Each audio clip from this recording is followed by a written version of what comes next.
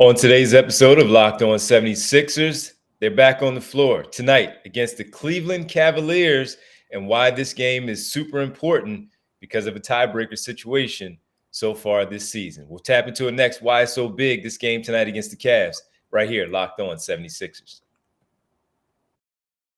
You are Locked On 76ers, your daily Philadelphia 76ers podcast. Part of the Locked On Podcast Network. Your team every day.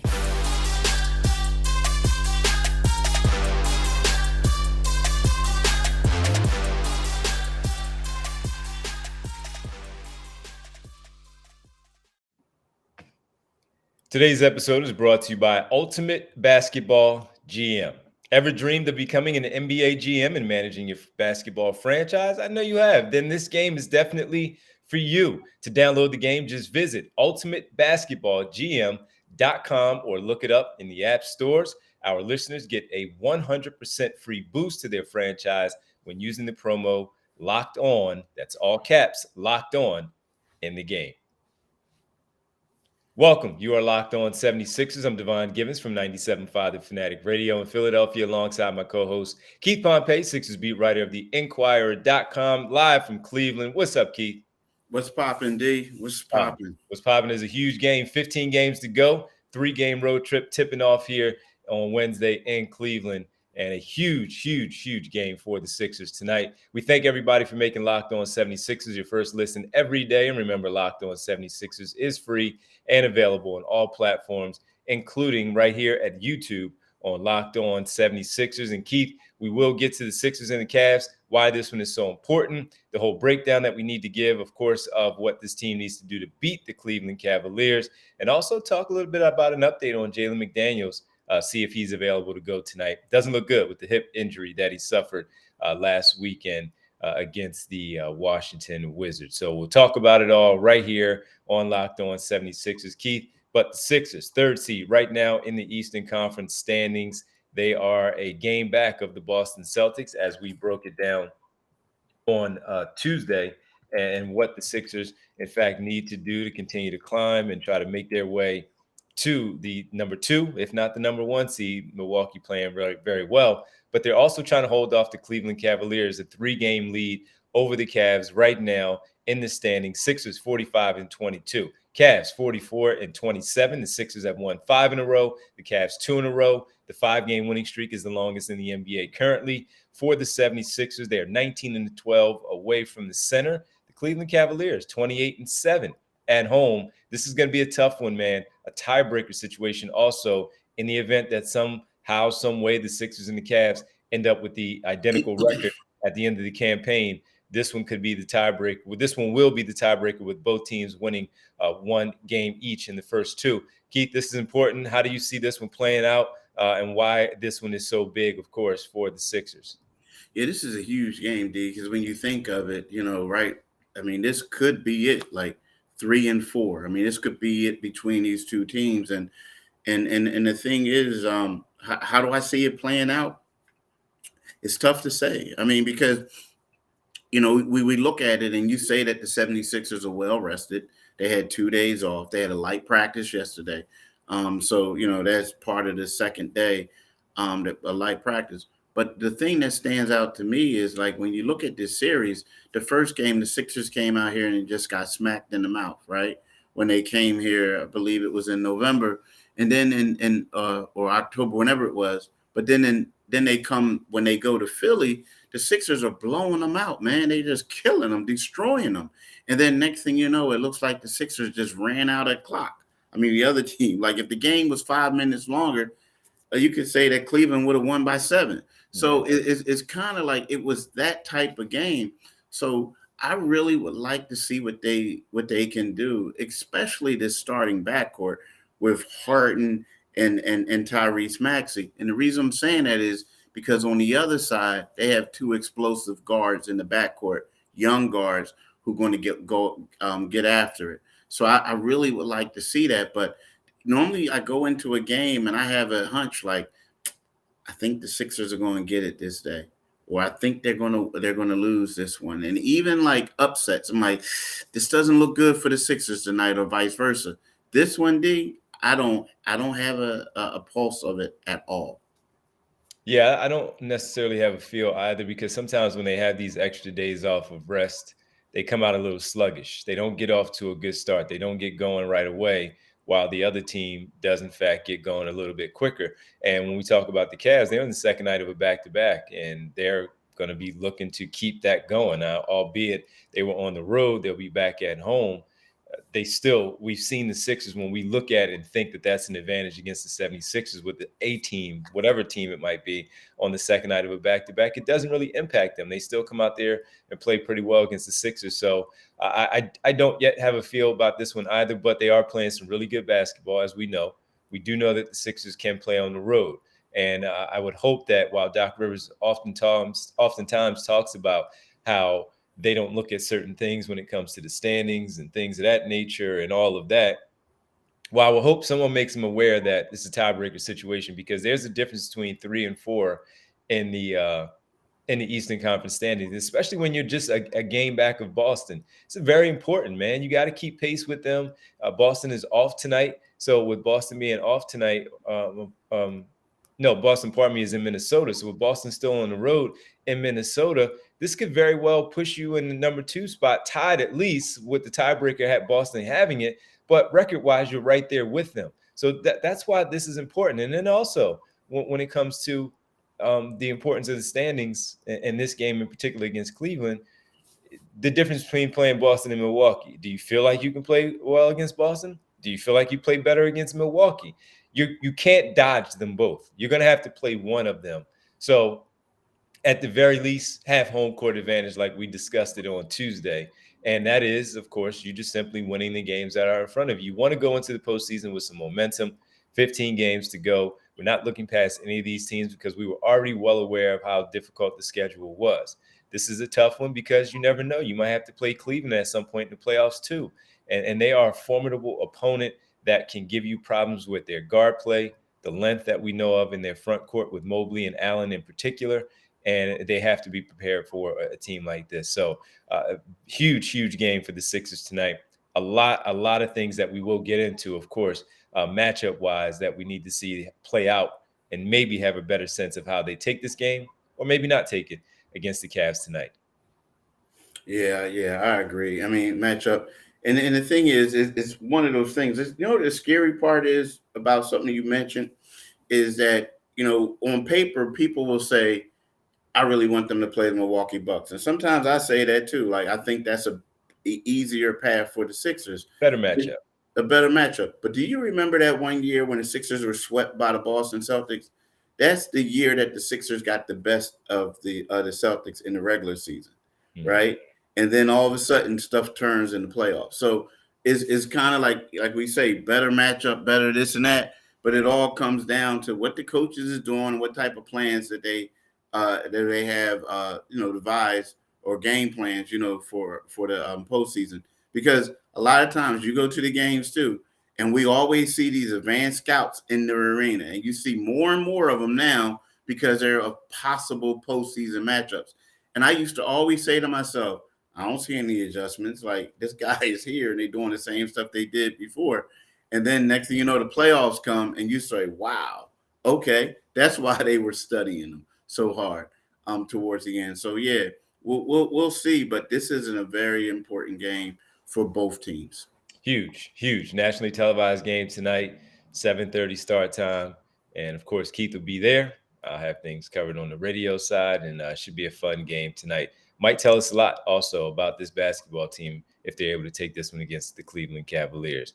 All right, well, when we come back, we'll get into some of the matchups too that we need to look at and why they need to focus on these particular things to win the game. We'll get into Jalen McDaniels a little bit later because that's going to play a part in it too. And we'll do that when we get back right here on Locked On 76ers. But as I told you, our episode today is brought to you by the Ultimate Pro Basketball GM here on Locked On 76ers and, of course, Locked On NBA. And I'm really psyched about the new partnership of today's episode, the mobile game Ultimate Pro Basketball GM. Ever dreamed of becoming an NBA GM and managing your basketball franchise? I know you have. You're an armchair GM. Sometimes you're an armchair coach as well. Well, your dream can come true, and this game is definitely for you. Manage every strategic aspect of your team, play through the season, and lead your team to glory. You're responsible for hiring the right coaches and assistants. I've already told you, Keith Pompey is one of mine. Trading and training players, making draft picks, navigating your franchise through free agency and the draft, and all the ups and downs of a season that you yell at your actual GM or president of basketball operations as it stands right now. All this in a challenging and realistic game. World Ultimate Pro Basketball GM is completely free and playable offline. Play on the go as you want and when you want to. So make sure you go out there like I have on the app. It's very easy to download. Just go ahead, jump in, put your team together. I have some familiar faces that you may have heard me talked about before on my squad. I'm just saying, I'm just putting it out there that's how it goes for me. What will your team look like? Can you beat my team? I don't know about that, especially when I have a good GM and Keith Pompey also. So Locked On 76ers listeners, you get a 100% free boost to their franchise when using the promo code Locked On in the game store. So make sure to check it out. To download the game, just visit probasketballgm.com, scan the code, or look it up, on the app stores. That's probasketballgm.com. Ultimate Basketball GM. Start your dynasty today.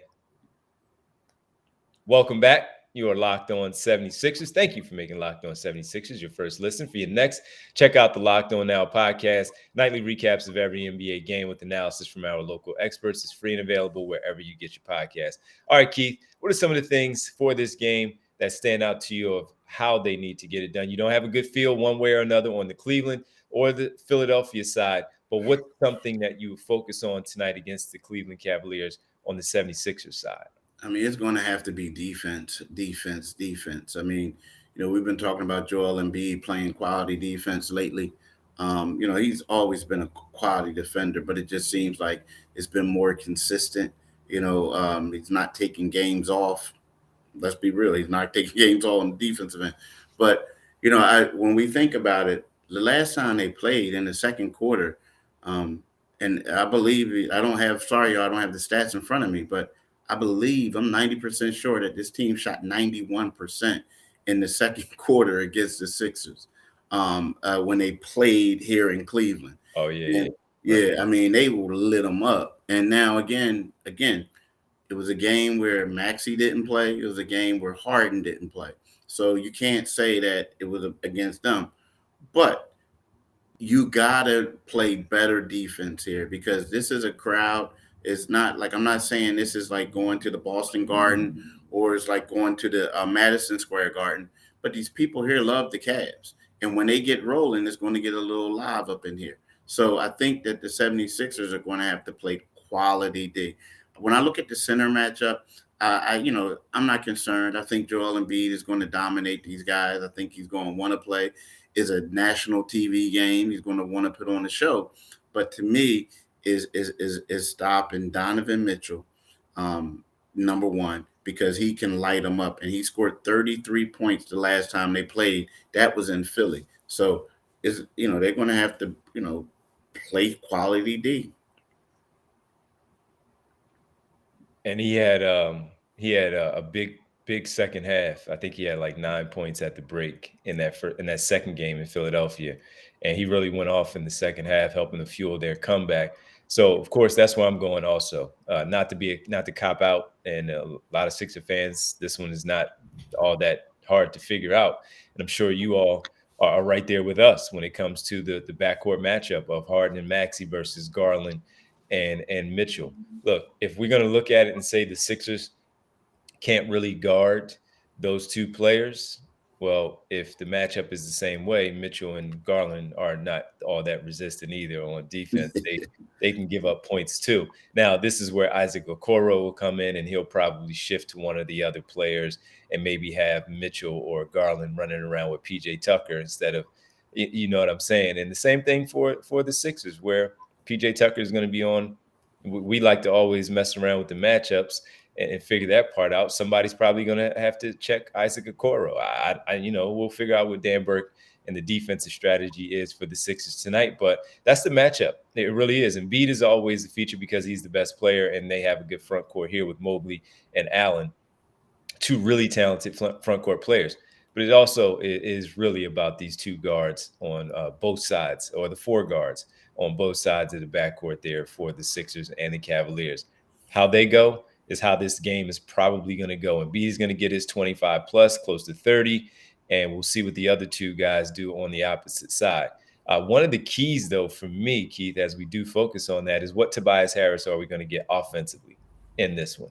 We've seen him play well defensively, play against some of the smaller guards, the quicker guards. They put that length on them and bother the opposing guards. But what they also need, we know they can score, but they need is points in a game like this one tonight. 2, put some of that extra pressure and focus on that Cavaliers defense, that they can't just slack off of PJ Tucker and Tobias Harris. They have to only choose one, and that is PJ Tucker. Tobias Harris, we know, is a double-digit scorer, 15 plus, 16 plus, and we've seen him in the past where he's going up as high as 19 plus.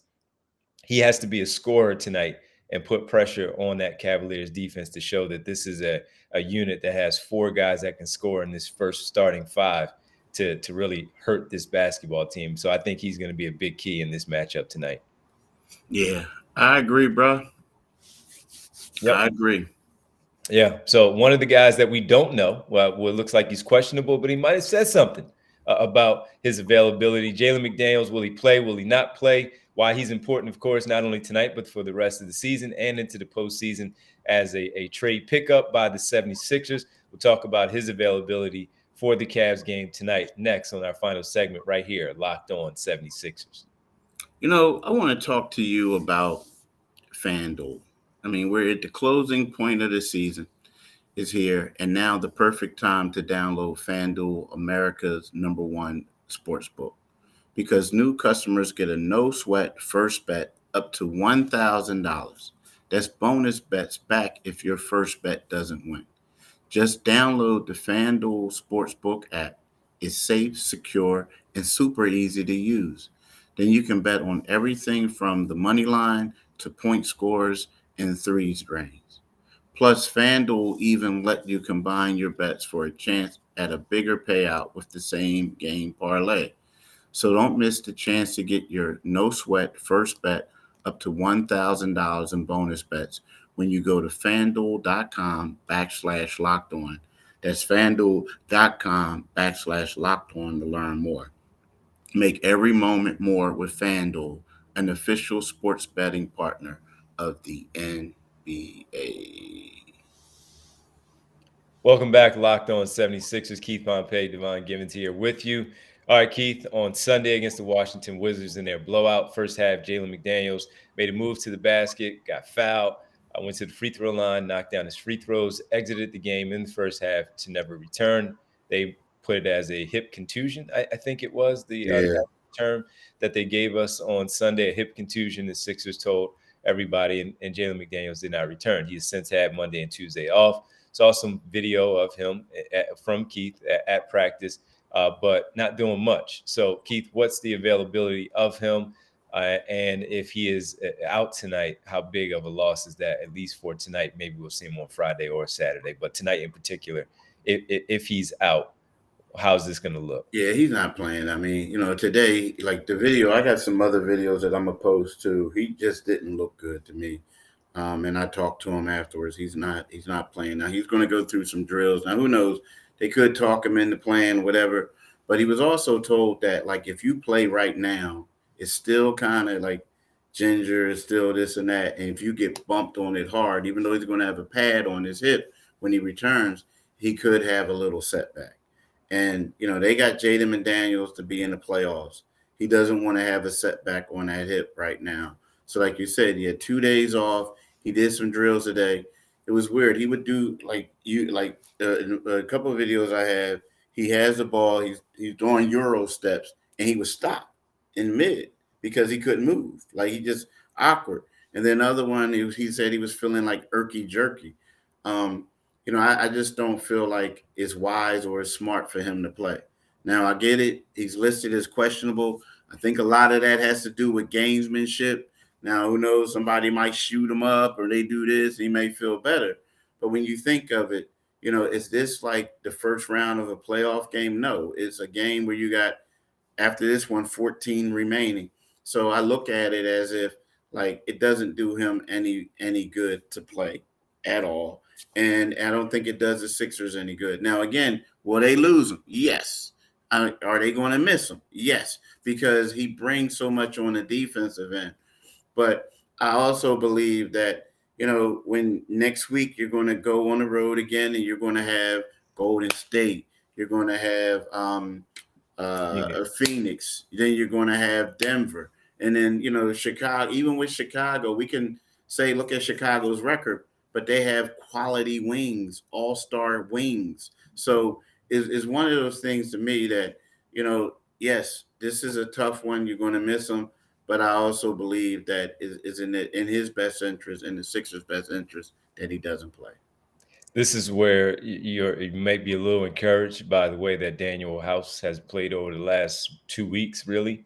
And now that he has gotten that consistent run, maybe this is something that will help out with the Sixers where they can lean on him a little bit. I'm not saying he's going to play 20 minutes. I'm just simply saying the minutes that he does play at that wing position, if he does, in fact, get a lot more run because of the absence of Jalen McDaniels, this is where that depth will come into play.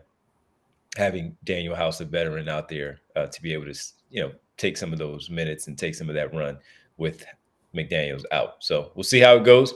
I would also, to your point, like to see him just rest and rehab it and get ready for the stretch run. Most importantly, that second trip next week that begins in Chicago next Wednesday. I agree with you. Yep. All right. Yeah, absolutely. All right. Well, everybody, we appreciate everybody hanging out with us on this Wednesday ahead of Sixers and Cavs. We'll be back for you after the game to talk about what took place on this Wednesday night. We thank you for making Locked On 76ers your first listen every day. Now make your second listen Locked On NBA. Locked On Experts, covering the biggest stories around the NBA every Monday through Friday in less than 30 minutes. Is free and available wherever you get your podcast. Keith, you mind letting the good folks know where they can find us? Like my man D said, wherever you get your podcast is free and available. You can make sure you get the Locked On 76ers podcast as well.